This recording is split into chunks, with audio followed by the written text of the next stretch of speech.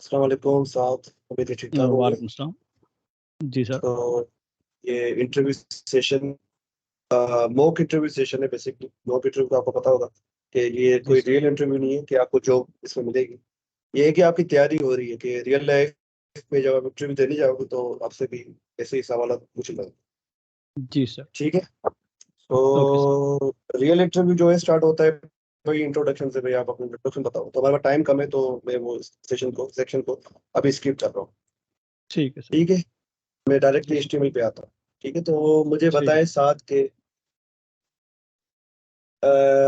Hyper text trans sorry HTTP की वो बता रहा था। Hyper text markup language ji sir. ये बुक कहा जाता है। तो मुझे ji sir. Each and every को इसमें मार्कअप क्या है, लैंग्वेज क्या है। एचटीएमएल सर में हाँ। एचटीएमएल को कहते हैं ना हाइपर टेक्स्ट मार्कअप लैंग्वेज। जी जी। जी sir. Sir hyper text markup language को इसलिए कहा जाता है क्योंकि इसके अंदर एक लिंक बन जाती है। इनको हम क्या कहते हैं? सर आपकी आवाज़ कट रही थी। मैं ये कह रहा हूँ कि हाइपर टेक्स्ट मार्कअप लैंग्वेज, इन जी सर। तीनों वर्ड्स को डिफाइन करें। हाइपर टेक्स्ट क्या है, मार्कअप क्या है, लैंग्वेज क्या है। सर हाइपर टेक्स्ट तो उसे कहते हैं जो कि सर जहाँ पर हमें जो है एक किस्म की लिंक मिले, जहाँ पर वो सर ब्लू लिंक जो होती है। मार्कअप सर मेरे मतलब ख्याल कोई से भी वो। टेक्स्ट, जी सर। तो कोई भी टेक्स्ट जिसके बाद कोई ना कोई हमने लिंक दे डाल दिया उसको हम हाइपर टेक्स्ट कहते हैं। जी सर। जैसे जी और जी जी। मार्कअप, मार्कअप सर मार्क्यू को कहते हैं। मार्कअप मतलब जो सर वो मार्क्यू टेक्स्ट जो होता है जो मूव कर रहा हो। मार्कअप मतलब कि कुछ हमें टेक्स्ट एचटीएमएल वालों ने दे दिया। ठीक है, जो एंगुलर ब्रैकेट के अंदर हम लिखते हैं, जैसे कि H1 हो गया, angular bracket open, angular bracket close, उसके बीच में हमने लिख दिया। तो इसी वजह से इसको मार्कअप कहा जाता है। मतलब कोई भी लैंग्वेज ऐसी हो जिसमें आपको ऐसे कली ब्रेसेस, कली नहीं सॉरी, ये एंगुलर ब्रैकेट दिखे, उसके अंदर ये जो है एलिमेंट H1 या जी, P जी। ऐसा कुछ लिखा, मतलब कोई भी कंटेंट लिखा हुआ आपको दिखे तो वो मार्कअप लैंग्वेज हो जाती है। जैसे कि XML भी एक मार्कअप लैंग्वेज है। क्योंकि उसमें भी ठीक। हम तो टैग्स बनाते हैं ना, उसमें कस्टम टैग्स बनते हैं। उसके अंदर मतलब एंगुलर ब्रैकेट ओपन क्लोज, उसके अंदर बीच में हम लिखते हैं भाई जीत नाम का मैंने एलिमेंट बना दिया। एक्सएमएल के अंदर हम ऐसे बना सकते हैं। तो कोई भी ऐसी लैंग्वेज जिसमें आप ऐसा कोई फॉर्मेट यूज कर रहे हो उसको मार्कअप लैंग्वेज कहते हैं। अच्छा मार्कअप लैंग्वेज। ठीक है। और लैंग्वेज का क्या मतलब है? सर लैंग्वेज का यहाँ मतलब होता है प्रोग्रामिंग लैंग्वेज जो होती है जो कंप्यूटर को समझ आए। तो एचटीएमएल प्रोग्रामिंग लैंग्वेज नहीं है। हाँ। वो तो खैर प्रोग्रामिंग लैंग्वेज नहीं है, वो मतलब एक ऐसी लैंग्वेज है जो कंप्यूटर को समझ आती है। तो समझ में आती है। ठीक है, जी सर। ठीक है, ठीक है। अच्छा, मुझे ये बताएं कि डेव और स्पेन में क्या फर्क है। डेव सर बेसिकली डिव क्या चीज? सर डिव जो है वो भी एक बॉक्स है और स्पैन टैग भी है, स्पैन जो है वो भी एक बॉक्स है। इसमें फ़र्क ये है कि डिव जो होता है वो इनलाइन नहीं होता, वो ब्लॉक होता है। और जो स्पेन टैग होता है वो इनलाइन, वो एक किस्म का मतलब इनलाइन होता है, वो मतलब एक ही लाइन में रहता है। और वो जो डिव होता है वो नीचे तक जाता है। जितना जाता है इसका क्या मतलब है? तो इसका ये मतलब होता है कि वो डिव जो है ना वो अपने हिसाब से स्पेस को लेता है और वो नीचे भी अपने जो है ना टेक्स्ट को कर देता है। और जो स्पैन टैग होता है वो एक ही लाइन के अंदर ही रहता है। डेव जो है ना वो पूरी विड्थ लेता है बस। हाँ, पूरी विड्थ लेता है। हाइट हाइट जो है ना वो डिफाइन करता है उसका कंटेंट। उसका कंटेंट गिनता है कितना है, उसकी हाइट वहां से डिफाइन होती है। जी ठीक जी। है। अच्छा, डिव यूज क्यों करते हैं हम, क्या वजह है डिव को यूज करने की? सर डिव तब यूज़ की जाती है जब हमें कोई भी ऐसा ऐसा एट्रीब्यूट ना मिले या ऐसा वो क्या हम उसको कहते हैं, ऐसी वो चीज़ ना मिले जो कि उसके बारे में ना हो। अब जैसे हमें। एलिमेंट। जी सर। हाँ हाँ, जी जी, आप बोले बोलो। जैसे कि सर आप देखें ना, फुटर के लिए हमारे पास फुटर का वो है मौजूद है। तो अगर हमें जो मेन जो होता है एरिया, उसमें अगर कोई ऐसी चीज़ बनानी है जो कि वो ना अवेलेबल हो उसके बारे में, जैसे कि हमें मेन अवेलेबल है उसमें, तो उसके लिए हमें आर्टिकल्स लिखने के लिए एक एग्जांपल है, तो उसके लिए हम क्या करते हैं कि उसके लिए हम बनाते हैं डिव, उसके अंदर हम चीज़ें डालते हैं। वो एक बड़ा डब्बा है। डब्बा जिसके अंदर छोटी छोटी डब्बे आते हैं, मतलब उससे हाँ। एलिमेंट्स आते हैं। ठीक हो गया। अच्छा, बेसिकली एचटीएमएल का एलिमेंट है क्या अगर देखा जाए तो? ये मैंने आप लोगों को पढ़ाया भी था कि HTML के एलिमेंट होते क्या है। सर एलिमेंट वो ता- होते हैं जो जैसे कि पैराग्राफ होता है, पी जो होता है, पी जो है वो एलिमेंट है। वो तो सारे एलिमेंट है, ठीक हो गया। H1 ले लो, H1 से H6 की हेडिंग ले लो। तो बेसिकली ये है क्या, बिहाइंड द सीन ये क्या है बेसिकली? सर ये एक किस्म के प्रोग्राम्स हैं जो कि पहले से बनाए गए हैं। मतलब खाली डब्बे इनको आप कह सकते हो, हाँ, जिनको बॉक्सेस। ब्राउजर जिनको ब्राउजर ने कुछ ना कुछ अपनी तरफ से स्टाइल दी हो। हाँ, बिल्कुल। ठीक है? तभी वो हमें अलग अलग दिख रहे हैं, पैराग्राफ अलग दिखता है, H1 अलग दिखता है, क्योंकि उनकी स्टाइलिंग यूजर एजेंट ने की होती है। यूजर एजेंट कौन कौन है? यूजर एजेंट में किसको कह रहा हूँ? यूज़र एजेंट सर ब्राउज़र को कहते हैं। ब्राउजर कहते हैं, जबरदस्त। अच्छा। अच्छा, रेंडरिंग इंजन का पता है आपको? ये मैंने फर्स्ट पता नहीं सेकंड क्लास में पढ़ाया था। और रेंडरिंग इंजन क्या करता है? Rendering agent, engine engine rendering engine sir वो मेरे ख्याल से कोड को अपीयर करवाता है। अपेयर करवाता है, जो भी एलिमेंट हम बना रहे हैं ना, वो जी। स्क्रीन पे शो कराने का काम रेंडरिंग इंजन का है। अच्छा, जावास्क्रिप्ट हमने अभी लास्ट क्लास जावास्क्रिप्ट पढ़ी थी। अभी ये रिलेटेड नहीं है इसके, पर मैं ऐसे हुँ। ही पूछना चाह रहा हूँ कि रेंडरिंग इंजन और जावास्क्रिप्ट इंजन क्या ये दोनों सेम है या अलग अलग है? अ, मेरे ख्याल से ये डिफरेंट है दोनों। डिफरेंट, ठीक है बॉस, आपने सही आंसर दिया। अच्छा, सिमेंटिक एलिमेंट क्या होते हैं? अभी आपने फुटर का नाम लिया, मेन हाँ, का नाम लिया। सिमेंटिक एलिमेंट वो एलिमेंट्स होते हैं जिनका कोई मतलब समझ आए, जैसे कि वो नैव बार के लिए हम नैव यूज़ करते हैं, फुटर के लिए हम फुटर यूज़ करते हैं, मेन वो भी एक किस्म का जो है सिमेंटिक एलिमेंट है। पर इसको बनाने की क्या नीड पड़ी? मैं टेब पे क्लास लगा के हेडर मेल लगा सकता था, फिर मुझे क्यों नीड पड़ी कि मैं अलग से इनके एलिमेंट बनाऊं? इसके पीछे कोई वो स्पेसिफिक? इसके पीछे यही वजह हो सकती है ताकि इसको और सिंप्लीफाई किया जाए कोडिंग को। ये तो एक वजह है, दूसरी वजह, ये एक वजह आपने बिल्कुल सही बताई है कि हमें दूसरी ज्यादा काम नहीं करना पड़ रहा है क्लास लिख के फिर उसको। दूसरी सर वजह बताएं। दूसरी मुझे नहीं पता।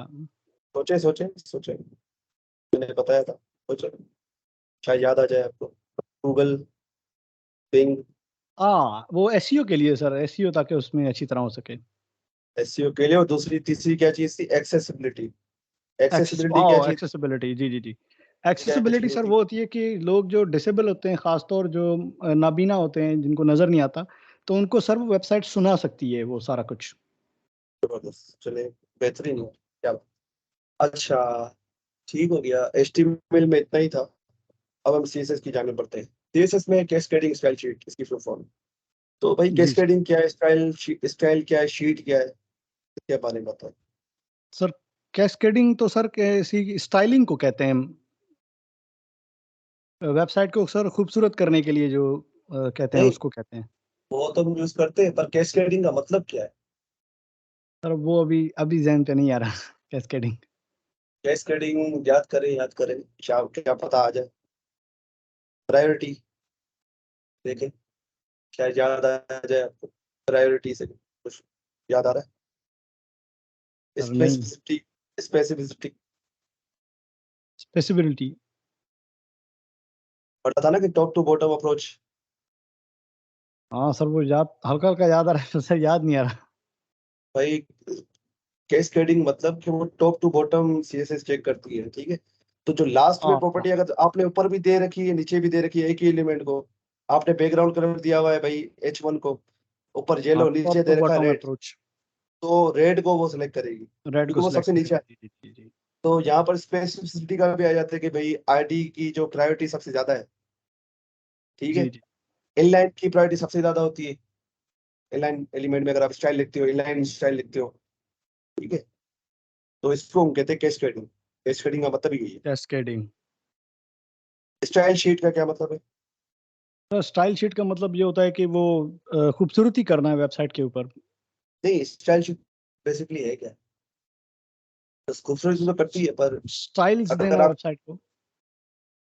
एक फाइल जिसमें सारे स्टाइल्स लिखे हो, हाँ, स्टाइल शीट, शीट, स्टाइल नाम से ही शीट्स। जी, जाहिर जी। है।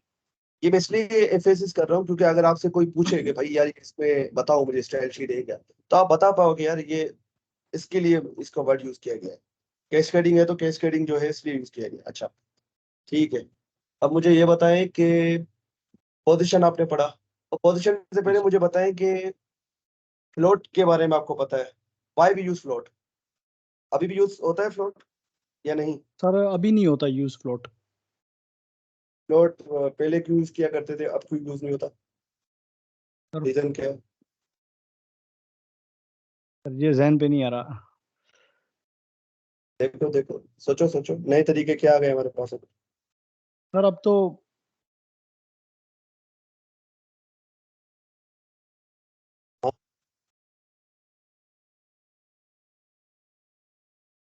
हेलो। जी सर। फ्लोट वो फ्लोट नहीं। हाँ। फ्लोट यूज क्यों करते हैं, मुझे ये बताएं पापा। फ्लोट सर वेबसाइट को फ्लोट।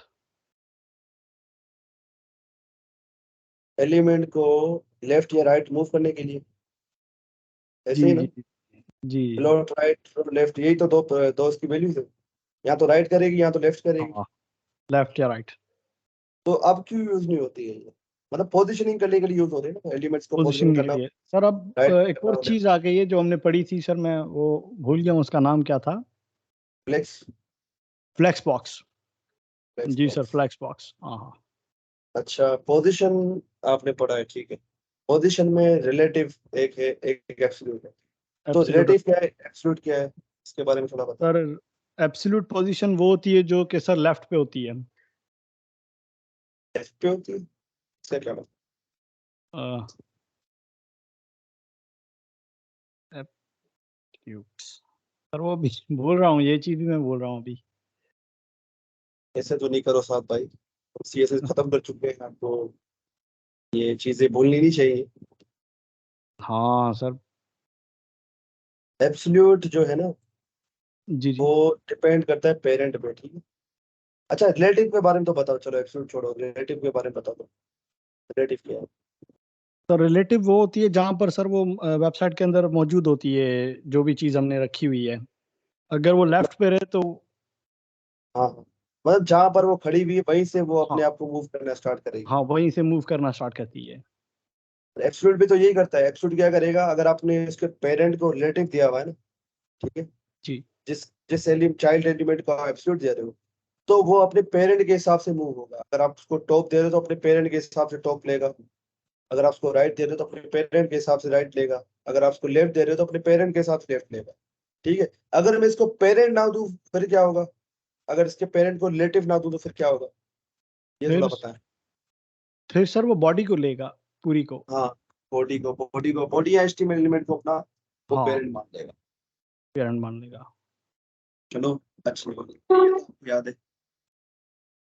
अच्छा, ठीक है। अच्छा, सूडो क्लास के बारे में पता है? जी सर। सूडो क्लास क्या होती है? सर सूडो फेक फेक होते हैं, फेक को सूडो कहा जाता है। तो सर उसमें हमने वो हवर पढ़ा था और और क्या और पढ़ा? एक्शन पढ़ा था सर। एक्टिव वो एक्टिव, हाँ प्रोटेक्शन। एक्टिव पढ़ा था हमने, हाँ। अच्छा, हवर और एक्टिव में क्या फर्क है?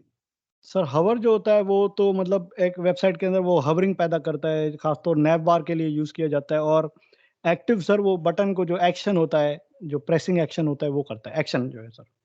ठीक है, मतलब क्लिक करने पे कुछ हो। क्लिक, हाँ हाँ। हवर हवर पे क्या होगा? सर वो हवर इस तरह होता है कि वो उभार के ऊपर की तरफ आ जाता है। एक वो आपका सही से बता। एक्टिव जी का सर। आपने बिल्कुल सही बताया। एक्टिव का आपने जी बिल्कुल सही बताया। जी जी। हवर का आप ठीक। हवर में इस तरह होता है कि हम जब भी एरो उसके ऊपर रखते हैं तो पहले तो एरो को चेंज करेगा और ऊपर से एरो के चेंज के साथ वो उसको उसका कलर भी चेंज करेगा, उसको उसकी चीजें चेंज करेगा वो, जैसे को बटन को चेंज करते हैं ना। ये बेसिकली सूडो क्लासेस जो होती है ना, वो स्टेट को चेंज करने के लिए होती है। मतलब एक एलिमेंट की स्टेट है। स्टेट का मतलब ये है कि अभी आप सो रहे हो, अभी आप स्लीपिंग स्टेट पे हो। आप जैसे उठ जाओगे तो आप अवेकिंग स्टेट पे आ जाओगे। ठीक है। जी उसी तरीके से यहाँ पर भी स्टेट्स होती है कि माउस जब मैं हवर लेके जाऊँ, पॉइंटर लेके जाऊँ, तो क्या हो कि जितनी भी प्रॉपर्टीज उस हवर के अंदर लिखी हुई, सूडो क्लास के अंदर मैंने लिखी हुई है, वो उस पर अप्लाई हो जाए। समझ में आ जी। रही बात? अच्छा, अगर स्मूथ करना हो तो मैं क्या करूँगा? अगर मुझे तो उसकी उसको जो चेंज को स्मूथ करना हो तो तो उसमें ट्रांजिशन लगाएंगे। ट्रांजिशन में ठीक हो गया है। ठीक है। अच्छा ये बताएं मुझे कि विड्थ और मैक्स विड्थ में क्या फर्क है? सर विड्थ तो होती है, वो तो एक स्टैटिक होती है, वो एक स्टिक्ड होती है, उसको तो हम तय कर लेते हैं, जैसे कि 1000 पिक्सल हमने विड्थ लगा दी। मैक्सिमम विड्थ वो होती है कि इससे ज़्यादा नहीं होगी, इससे कम होगी। मैक्सिमम नहीं, मतलब एक उसको हम हद हद लगा देते हैं एक। तो अगर मैं ब्राउजर को छोटा कर दूं फिर क्या होगा? मैक्स और विड्थ के वो उस साथ क्या? हिसाब से मैक्स विड्थ तो ये होगा कि उसके पहले या उसके बाद उसमें कुछ चेंजिंग्स आएँगी। वो तो आप मीडिया क्वेरीज के बारे में बताओ, मैं मीडिया की क्वेरी के बारे में बात नहीं कर रहा। मैक्स विड्थ करती क्या है, मैं ये पूछ रहा हूँ। सर उसमें यही होता होगा कि मैक्सिमम विड्थ वहाँ तक जाती होगी, उससे ऊपर विड्थ नहीं जाएगी। तो विड्थ के साथ भी, पर जब इसको छोटा करेंगे तब फर्क महसूस होता है ना। मैंने जी सर। एक दो बॉक्स लिए, ठीक है, एक को विड्थ दे दी जी, 1000 पिक्सल और दूसरे को विड्थ दे दी मैक्स विड्थ 1000 पिक्सल। एक को जी, दी विड्थ 1000 पिक्सल, दूसरे को दी मैक्स विड्थ 1000 पिक्सल। जी, तो होगा ये कि भाई जो दोनों की इनिशियल साइज एक जैसी हो 1000 पिक्सल की होगी। जब तक ठीक है। ब्राउजर की स्क्रीन 1000 पिक्सल से बड़ी है, जैसे ही 1000 पिक्सल की छोटी होगी उस ब्राउजर की स्क्रीन, तो क्या होगा, जो विड्थ है ना 1000 पिक्सल, जिस डब्बे को दी गई है, तो जी, वो डब्बा क्या करेगा, एक स्क्रॉल बार अपने नीचे लेके आ जाएगा, मतलब उस ब्राउज़र पे एक स्क्रॉल बार आ जाएगा, ठीक है? जी, पर बैकसाइड क्या करेगी, वो उसके साथ छोटी होती रहेगी, कि मतलब वही। 1000 पिक्सल तक तो वो बेसिक वैसे रहेगी, जैसे ही ब्राउज़र 1000 पिक्सल से नीचे जाएगा, वो उसके साथ छोटी होती रहेगी। पर विड्थ ऐसा नहीं करेगा, विड्थ 1000 पिक्सल तो 1000 पिक्सल ही रहेगा, तो क्या करेगा, वो स्क्रॉल बार लेके आ जाएगा नीचे, ठीक है? फिर जी, आपको मूव करना पड़ेगा उस लिंक को देखने के लिए। पर मैक्स विड्थ के साथ ऐसा नहीं होगा, वो उसके साथ छोटा होता रहेगा कि भाई 1000 पिक्सल तक मैक्स रखो इसको, उससे नीचे भले लेके जाओ इसको, उससे नीचे लेके राइट। जाओ पर इससे ऊपर नहीं लेके जाओ।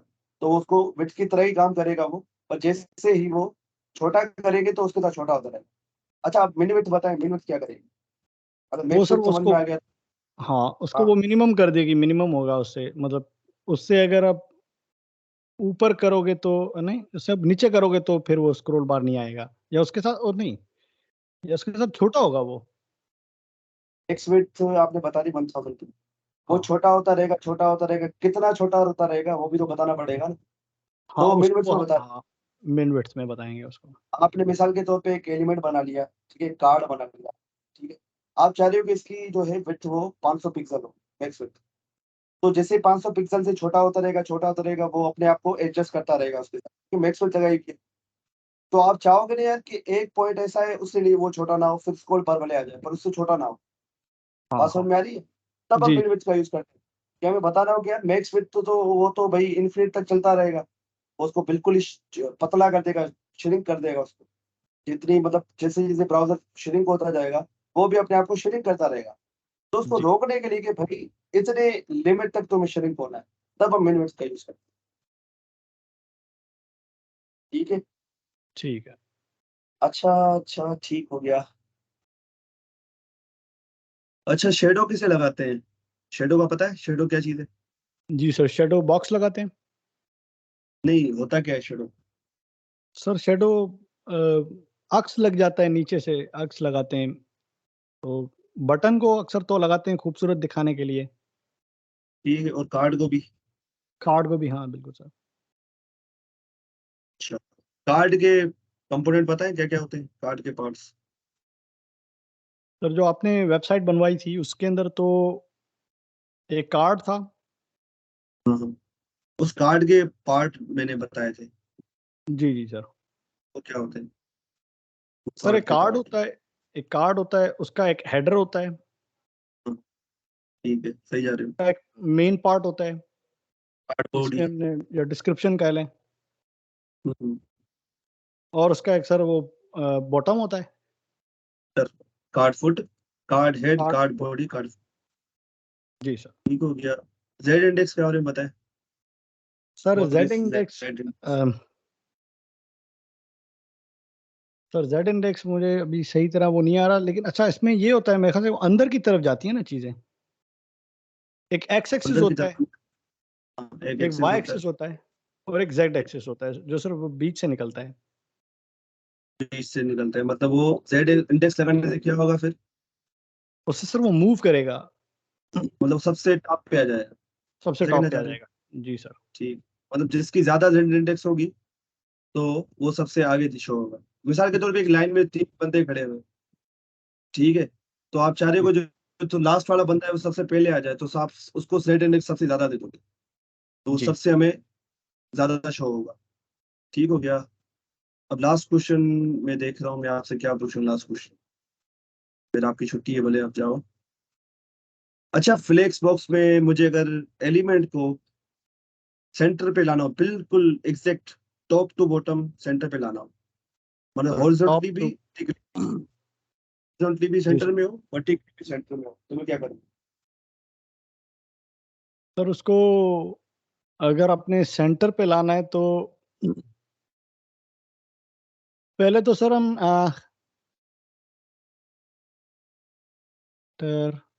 जस्टिफाई कंटेंट लगाएंगे सर। हाँ ठीक, ये तो हॉरिजॉन्टली सेंटर में आ जाए। मैं चाह रहा हूँ कि बिल्कुल स्क्रीन के सेंटर में आ जाए, ऊपर से भी और स्क्रीन नीचे के से भी। सेंटर पे आ जाए, या तो उसको सर फ्लैक्स रैप करेंगे। बहुत अच्छा, नेक्स्ट रेट 15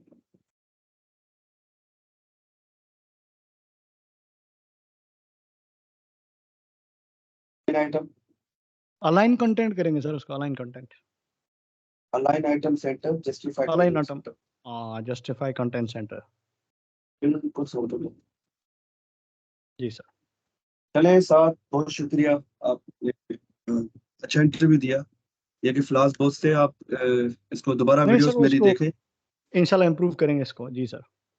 लाजमी है ना, क्योंकि आगे जाके रिएक्ट पे भी आप सीएसएस का यूज करोगे, तो और जी आगे जाके टेलविन का यूज करेंगे, तो अगर आपको सीएसएस आती होगी तभी आप टेलविन यूज कर पाओगे। तो 2-3 प्रोजेक्ट और बनाओ, ठीक है, मुझे मैसेज कर देना, मैं बता दूंगा प्रोजेक्ट आपको, वो बनाओ तो ठीक ये है कि सर। आप बोलोगे नहीं से आप ठीक है। ज्वाइन। ठीक है सर। ठीक है। ठीक है, मिलते हैं इंशाल्लाह कल जावास्क्रिप्ट ठीक है सर, क्लास में। इंशाल्लाह। ठीक है अल्लाह सर, अल्लाह हाफिज। हाफ़िज़।